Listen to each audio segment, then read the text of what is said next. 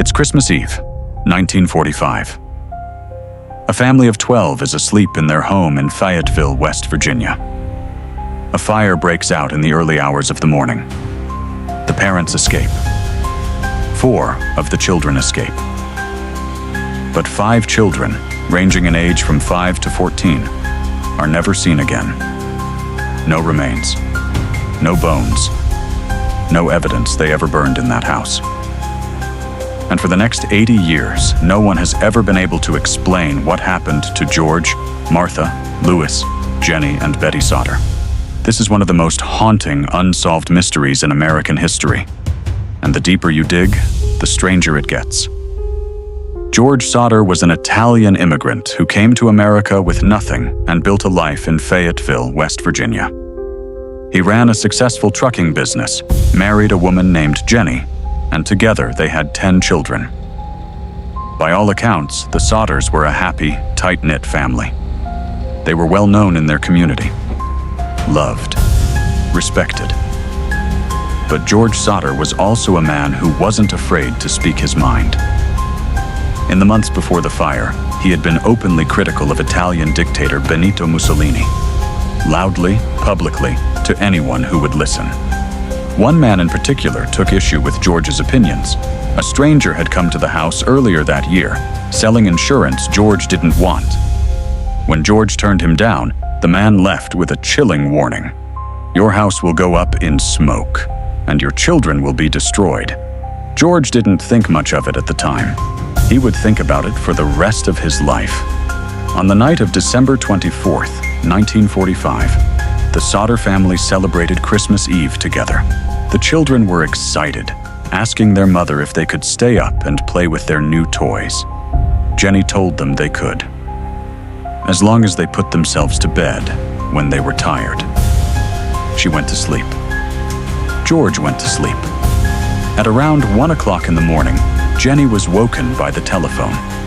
A woman on the other end asked for someone she didn't recognize, then laughed strangely and hung up. Jennie noticed lights were on in the house that shouldn't have been, and she heard what she described as a loud thump on the roof. She went back to sleep. At 1:30 a.m., she woke again, this time to smoke. The house was on fire. George and Jennie got out. 4 of their children got out. But 5 of their children, Maurice, Martha, Louis, Jennie, and Betty, could not be reached. The upstairs where they slept was already engulfed. George tried desperately to get back inside. He tried to reach a ladder to climb to their window. The ladder wasn't where he'd left it. He tried to move his truck to use it to climb up. The truck wouldn't start, despite working perfectly the day before. He tried to throw himself through the flames. Neighbors physically held him back. By morning, the house was gone. Here is where the story takes its first deeply unsettling turn. When investigators searched the ashes of the Sodder home, they found almost nothing. Human bone can survive a house fire. It doesn't simply vanish. Teeth, in particular, are extraordinarily resistant to heat and are almost always recovered after fatal fires, even severe ones. But in the ruins of the Sodder house, investigators found no complete skeletons, no skulls, no teeth.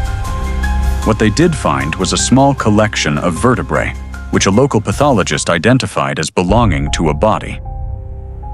But later analysis cast serious doubt on this. Some experts suggested the vertebrae were not human at all, or had been placed in the ashes after the fact. The fire chief concluded that the children had perished in the fire, and their remains had simply been destroyed.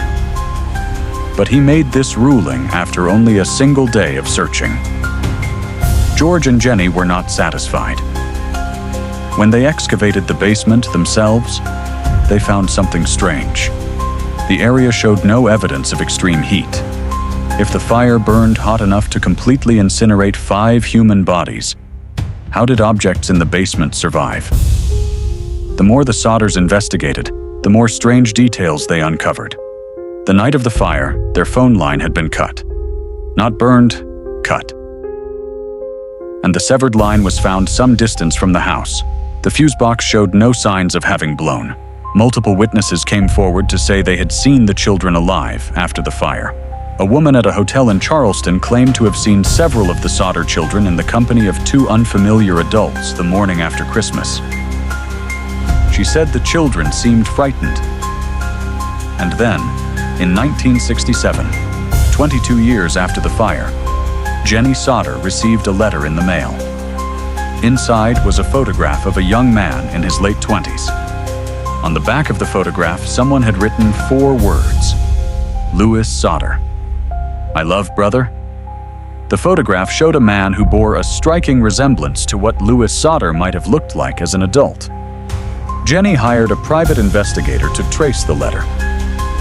He traveled to the postmark location. He was never heard from again. So what actually happened to the Sodder children? There are several theories, and none of them are comforting. Theory 1. They died in the fire. This is the official conclusion, but it requires believing that a relatively modest house fire burned at temperatures hotter than a cremation furnace, hot enough to completely destroy 5 bodies, while leaving the basement largely intact. Theory 2. They were taken. Some investigators believe the children were abducted the night of the fire, possibly by people with a grudge against George Sodder. The cut phone line, the missing ladder, the truck that suddenly wouldn't start. These suggest the fire was deliberately set as a distraction. Theory 3. The mob connection. George Sodder had reportedly angered members of a local criminal organization. Some researchers believe the children were taken as punishment. Theory 4. The children survived and were hidden. The photo sent to Jennie in 1967 has never been explained. If Louis Sodder survived and knew where his family was, why send a cryptic photograph and nothing more? No theory fully accounts for all the facts. George and Jennie Sodder spent the rest of their lives searching for answers. They erected a billboard on their property with photographs of the 5 missing children and a plea for information. That billboard stood for decades. George died in 1969, still searching. Jennie died in 1989. Neither ever learned what happened to their children. The case has never been officially reopened. The 5 Sodder children, Maurice, Martha, Louis, Jennie, and Betty, have never been found. Whatever happened on that Christmas Eve in 1945, 5 children walked into the night and vanished. And somewhere in the gap between the official story and the evidence that doesn't fit, the truth is still waiting to be found. If you know anything about this case, or if you have a mystery you think we should cover next, leave it in the comments below. And if this story kept you up at night, good. It should. Don't forget to subscribe. We post new mysteries every week.